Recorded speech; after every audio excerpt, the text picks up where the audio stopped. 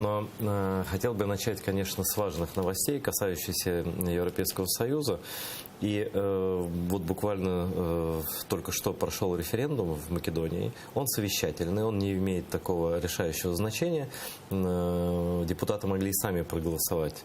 Но на референдум пришло меньше 50% населения. Но за переименование страны с целью вхождения в ЕС и НАТО, это условие такое Греции, да, Македония, Северная Македония проголосовала. 90% из тех, кто пришел, но и пришло не половину. То есть референдум как бы не состоялся. Но я даже не об этом хочу спросить. И мы вчера говорили и с дипломатами, я говорил с политиками об этом. Там очень сильное вмешательство России. Россия противодействует всячески вступлению любой страны в НАТО и в ЕС.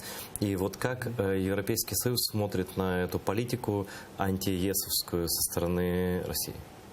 Ну, во-первых, мы как бы в курсе, да, что происходит со стороны вашего восточного соседа. Мы тоже стараемся этому противодействовать. У нас есть, например, в Брюсселе команда, которая отслеживает действия российской пропаганды. В последнее время, там последние 2-3 недели тоже они отслеживали деятельность российских СМИ, так званых российских СМИ, российских аккаунтов в Твиттере, в Фейсбуке, как они именно стараются влиять на вот сам референдум в Македонии.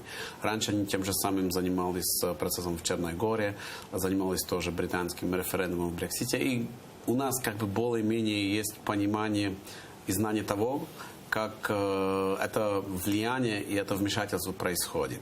И мы стараемся этому тоже противодействовать, работаем совместно и со службами, с правительствами этих стран. Тут можно сказать такой хороший пример, который был позитивный. Это были недавние выборы в Швеции, где вот тоже наши коллеги тоже отслеживали деятельность и российских СМИ, пропагандистов, и смотрели на то, как они старались влиять на избирательный процесс даже в Швеции. Даже в Швеции. Это сейчас касается любых выборов.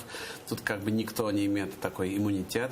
И слава богу, шведское правительство, шведские власти хорошо были подготовлены к этим и вмешательствам, и в избирательную систему, и как бы в публичную дискуссию перед выборами, и смогли как бы пересекать эти попытки. Так что если были какие-то там фейки, дезинформации, то они вовремя успевали их как бы опровергнуть и смогли противодействовать этому.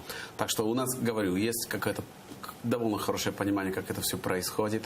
Македония не была ни первым, ни последним таким примером.